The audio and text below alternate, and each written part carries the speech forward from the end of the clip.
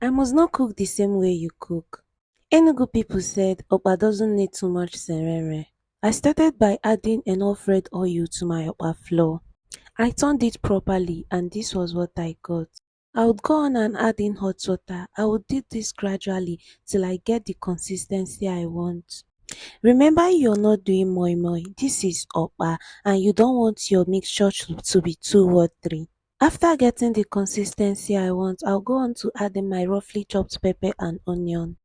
Then I would add a half cube of Maggi. I also added crayfish and a nicely chopped scent leaf.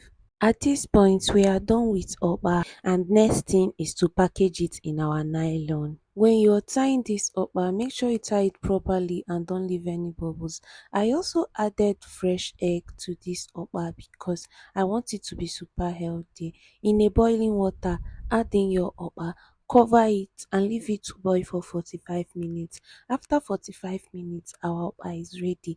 Please and please, this is my own homemade Okpa. I must not make it the way you make it in your village. This Okpa was super sweet.